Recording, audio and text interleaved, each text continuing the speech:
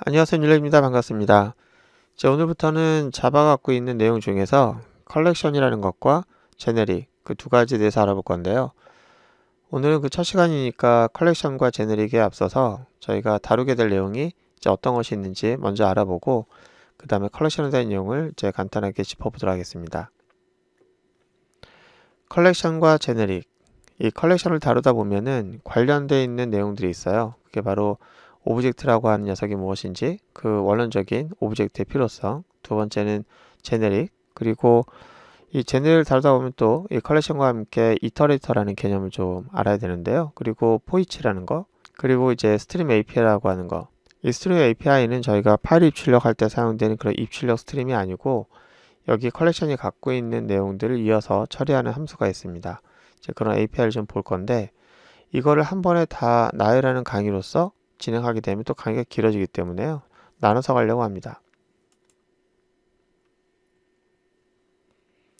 그래서 이번에 강의는 컬렉션과 오브젝트, 그 다음에 제너릭까지 설명할 거고요. 이터레이터와 포이치 같은 경우는 그 다음 강의를 통해서 따로 또 하고요. 그 다음에 이어서 스트림 API를 따로 나눠서 하려고 합니다.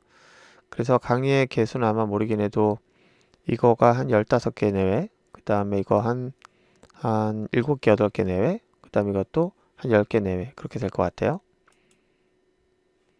그럼 저희가 컬렉션이라고 하는 것과 제네릭을 배운다고 했는데, 그렇다면 컬렉션은 무엇입니까? 라고 얘기할 수 있어야 되잖아요.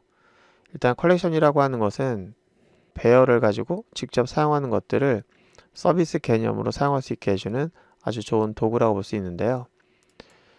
이 녀석은 데이터 관리를 대신해주는 객체고, 그 다음에 데이터 크기를 가변적으로 바꿔주는 그런 녀석이기 때문에 가장 기본적인 능력은 데이터를 수집하고 데이터를 삭제하고 데이터의 크기를 알려주는 그런 기능을 기반으로 해서 만들어집니다.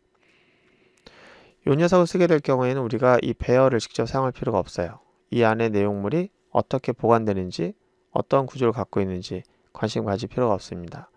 컬렉션이라는 녀석은 그런 녀석이에요. 안에 저장소에 대한 내용을 숨기고 나에게는 간단하게 이런 서비스를 제공해 줍니다. add라 함수를 제공해 줘서 저희는 add라고 하는 걸 통해서 값을 쉽게 담을 수 있어요. 그 안에 공간이 얼마만한 크기를 갖고 있는지, 또 내 값이 어디에 저장되는지 그런 것에 관심을 가질 필요가 없을 때 여러분들은 컬렉션을 사용하면 데이터 관리를 훨씬 더 쉽게 할 수가 있게 되겠죠. 그래서 이제 3이라고 하는 값을 저장을 했습니다. 나는 관심이 없어요. 그 안에 3이 어디에 저장되는지. 중요한 거는 3을 얘가 가지게 되었다. 거기에만 포커스를 맞추는 거죠. 컬렉션이라는 녀석의 이름을 영어인데 그걸 한국말로 얘기하면은 데이터 수집이라고 볼 수 있으니까 정말 수집에는 최적화되어 있는 그런 도구라고 볼 수 있겠죠. 자, 그럼 저희가 add를 하나 더 추가하겠습니다. 그러면은 추가할 위치를 알아서 또 잡고 제가 5를 넣어달라고 하면은 5가 거의 정확하게 자리가 잡히게 되겠죠. 저희는 데이터 관리를 굉장히 편한 서비스를 받으면서 관리할 수 있으니까 얼마나 편합니까? 그래서 저희가 컬렉션을 사용하는 이유는 무엇입니까? 라고 하면 두 가지 이유가 있겠죠. 첫 번째는 데이터 관리를 직접 할 필요가 없다. 두 번째는 배열을 저희가 직접 사용할 경우에는 공간의 크기를 정해놓고 그 공간을 필요에 따라서 늘릴 수가 없었잖아요. 근데 그런 늘리는 작업을 이 객체는 해줍니다. 컬렉션은. 그래서 만약에 여러분들이 또 7을 넣겠다.